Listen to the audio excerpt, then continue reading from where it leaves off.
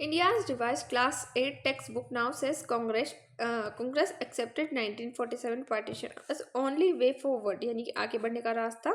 जैसे कि 1947 में हम देखते हैं पार्टीशन होता है, तो ये आगे बढ़ने के रास्ते के रूप में कांग्रेस को टारगेट करके सिलेबस चेंज करने जैसी बातें सामने आई, क्योंकि इस बार की गवर्नमेंट ने बहुत सारे सिलेबस को चेंज किया है। एनसीईआरटी ने कक्षा 8 की पाठ्यपुस्तकों में संशोधन किया, कहा कि कांग्रेस ने 1947 के विभाजन को आगे बढ़ने का एकमात्र रास्ता माना था। सभी नए बदलावों के बारे में यहाँ से पढ़े, यानी कि अपन आगे बात करेंगे। कांग्रेस नेताओं के विभाजन को ही आगे बढ़ाने का एकमात्र रास्ता माना और एनसीईआरटी की नई पुस्तक में ये बदलाव होगा। ये खबर national council of education research and training यानी कि एनसीईआरटी की कक्षा 8 की सामाजिक विज्ञान इतिहास की नई पाठ्य पुस्तक में किए गए बदलाव से जुड़ी है। इसमें 1947 के विभाजन यानी कि पार्टीशन और उस समय के नेताओं की भूमिका को जिस तरह प्रस्तुत किया गया उसमें संशोधन किया गया है। ऐतिहासिक पृष्ठभूमि तो प्रमुख घटनाएं 1940 में मुस्लिम लीग का पाकिस्तान प्रस्ताव आया था और 1946 में कैबिनेट मिशन योजना के अंतर्गत बताया गया था कि भारत और पाकिस्तान का बंटवारा होगा। 1946 और 47 में सांप्रदायिक दंगे हुए, तो कैबिनेट मिशन में कहा था कि जो मुस्लिम बहुल संख्या वाला है उसे पाकिस्तान और जो हिंदू बहुल संख्या वाला देश है उसे भारत कहा जाएगा। उसके बाद 3 जून 1947 को माउंटबेटन योजना आई और इसका प्रमुख संगठन था इंडियन नेशनल कांग्रेस और all India Muslim league. British सरकार के अंतर्गत ये हुआ था। विभाजन क्यों हुआ, तो इसका मुख्य कारण था राजनीतिक कारण, यानी कि मुस्लिम लीग की अलग राष्ट्र की मांग थी और सत्ता साझेदारी पर असहमति थी और सांप्रदायिक तनाव भी था। 1946 के दंगे यानी कि ड्राई एक्शन डे के बाद हिंदू मुस्लिम अविश्वास बढ़ गया था और ब्रिटिश नीति यानी कि डिवाइड एंड क्वाइट उनका ये रास्ता था। जल्द सत्ता हस्तांतरण की ये इच्छा रखते थे।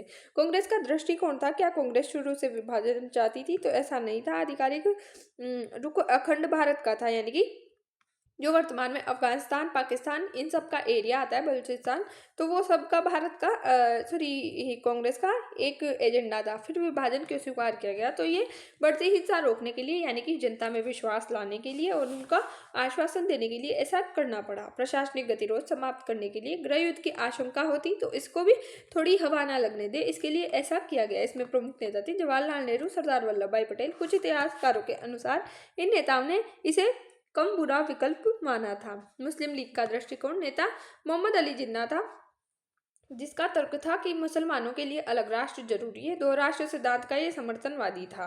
आशंका बहुसंख्यक हिंदू शासन में राजनीतिक असुरक्षा ये मानता था। ब्रिटिश सरकार की रोल क्या थी, तो वायसराय लॉर्ड जो माउंटबेटन थे उनकी उनका जो शासन काल था उसमें जल्दबाजी में सत्ता हस्तांतरण हुआ, सीमाओं का निर्धारण यानी कि रेड क्लिफ लाइन बनी और प्रशासनिक तैयारी अधूरी रही। Red Cliff sir red Cliff के नाम पे बनी थी। उसके बाद आलोचना जल्दबाजी ने हिंसा बढ़ाई है। नई एनसीईआरटी में क्या बदलाव हुआ, तो विभाजन को केवल दबाव का परिणाम नहीं बताया गया, ये जोड़ा गया कि कुछ कांग्रेस नेताओं ने इसे आगे बढ़ने का रास्ता माना। घटनाओं को अधिक राजनीतिक यथार्थवाद के दृष्टिकोण से समझाया गया है। समर्थन में तर्क, इतिहास को बहुदृष्टिकोण से पढ़ना चाहिए। नेताओं के निर्णय को उस समय की परिस्थिति में समझकर उसे अपनाना चाहिए। विभाजन एक जटिल राजनीतिक समझौता था। विरोध में तर्क, कांग्रेस को अधिक जिम्मेदार दिखाया जा सकता है। सांप्रदायिक हिंसा और ब्रिटिश नीति की भूमिका कम दिखाई दे सकती है। पाठ्यपुस्तक में संतुलन आवश्यक होता है। इतिहास लेकर विभिन्न दृष्टिकोण से होना चाहिए, राष्ट्रवादी दृष्टिकोण से होना चाहिए और सांप्रदायिक राजनीतिक दृष्टिकोण भी इसमें समावेशित होने चाहिए। उपनिवेशवादी नीति दृष्टिकोण और सबाल्टर्न यानी कि जन आधारित दृष्टिकोण इसमें दिखाने चाहिए, क्योंकि इतिहास लोगों को सिखाने की कोशिश करता है। निष्कर्ष, इतिहास एक फिक्स्ड सच नहीं बल्कि व्याख्या भी है। विभाजन के परिणाम, 10 से 15 मिलियन लोगों का विस्थापन हुआ, बड़े पैमाने पर हिंसा हुई, भारत और पाकिस्तान का निर्माण हुआ। कश्मीर विवाद की शुरुआत यहीं से देखने को मिलती है, जिसकी जड़ें बहुत मजबूत है, अभी तक भी वो चल रहा है। निष्कर्ष, विभाजन कई कारणों का परिणाम था। कांग्रेस ने शुरू में विरोध किया पर अंत में परिस्थितियों को देखते हुए स्वीकार किया। मुस्लिम लीग की मांग और ब्रिटिश जल्दबाजी निर्णायक रही, इसलिए किसी एक पक्ष को पूर्ण दोष देना ऐतिहासिक सरलीकरण होगा। एनसीईआरटी का नया दृष्टिकोण यह दिखाने की कोशिश करता है कि इतिहास के फैसले आदर्श परिस्थितियों में नहीं बल्कि राजनीतिक दबाव और हिंसा के माहौल में लिए जाते हैं। जय हिंद, जय भारत। Thanks for watching.